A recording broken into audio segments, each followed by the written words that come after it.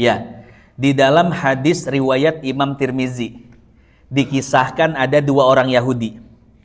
Kata dua orang Yahudi ini, kita akan bertanya 9 ayat kepada Muhammad. Kalau Muhammad bisa menjawabnya, kita masuk Islam.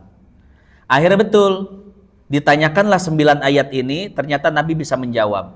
Akhirnya dua orang ini langsung mencium tangan Nabi dan mencium kaki Nabi, lalu bersyahadat.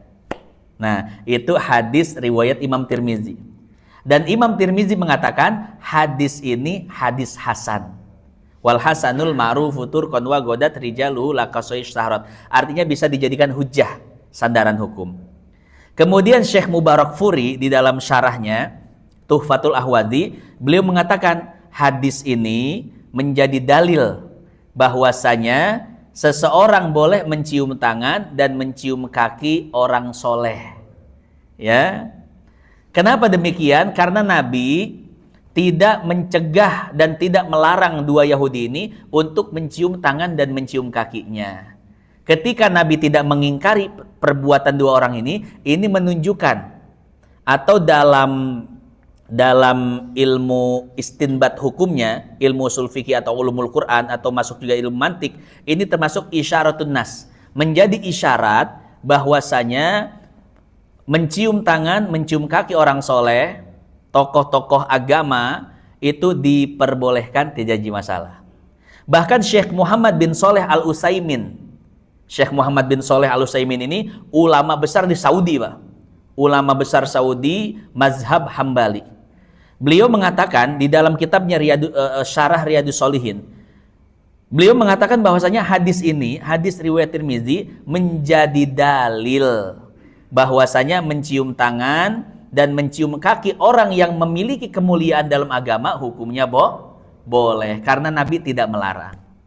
Itu yang pertama, hadis riwayat Imam Tirmizi. Yang kedua, hadis riwayat Imam Abu Daud. Ada seseorang yang bernama Zari bin Amir Al-Hadrami. Beliau utusan dari Bani Abdil Qais.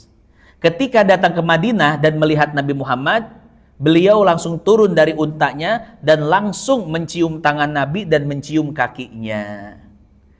Pensyarah hadis Abu Daud ini yang bernama Syekh Fairuz Abadi, beliau mengatakan ini menjadi dalil bahwasanya mencium tangan orang soleh dan mencium kakinya itu tidak jadi masalah, boleh, ya. Nah, jadi kalau ditanya apakah ada dalilnya, ada, ya. Tapi apakah harus dilakukan? Nggak harus, tergantung adat tradisi aja, ya. Kalau tradisi di kita di Indonesia, apalagi di Jawa ya, kalau pakai tradisi itu nggak jadi masalah, Pak. Karena memang itu tradisi mereka. Penghormatan mereka pada kiai ya seperti itu. Bahkan penghormatan orang Madura sama kiai itu lebih luar biasa lagi, Pak. Ya. Beda sama di Arab. Di Arab, penghormatan kepada Arab yang sekarang ya, penghormatan kepada tokoh itu biasa aja di Arab. Bapak lihat anak kecil di Arab kalau lewat orang dewasa bagaimana? Begini, Pak. Begini. Ini orang dewasa nih, kita nih, anak kecil Arab lewat begini aja. Nah, itu emang tradisi mereka seperti itu. Bukan berarti mereka nggak punya adab, tapi memang tradisi mereka seperti itu. Nah, anak kecil di kita kalau lewat orang tua bagaimana? Begini, ya, ya. Nah, orang Salafi membawa tradisi Arab diterapkan di Nusantara. Ya.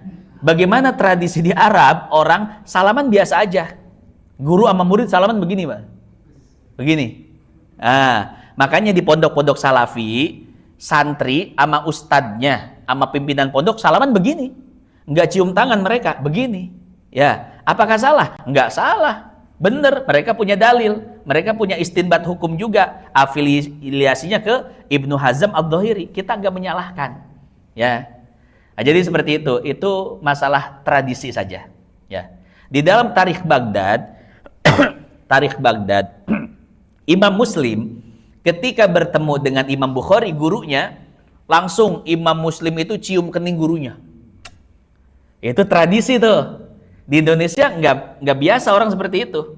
Ya, nanti Bapak jangan sekali-kali ketemu saya pegang kepala. Wah, bukan tradisi kita itu. Apaan ini? Nah, di sebagian tempatnya itu tradisi. Ketemu guru pasti cium kening.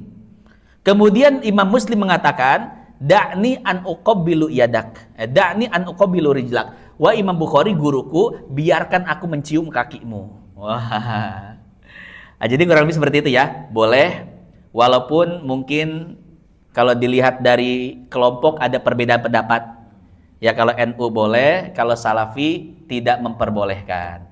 Pilih yang mana terserah, mau yang ini boleh, yang itu juga boleh. Wallahu a'lam. Kalau di YouTube, Pak, itu ada framing seperti ini. Ditampakkan video pesantren NU yang santri salaman sama kiai sambil nunduk-nunduk. Kemudian dikasih narasi, inilah pesantren yang mengajarkan feodalisme. Kemudian dimunculkan video kedua, pesantrennya Salafi, yang santri sama ustadz salamannya begini. Dikasih narasi, inilah pesantren yang tidak mengajarkan feodalisme, atau pesantren yang tidak memelihara tradisi feodalisme.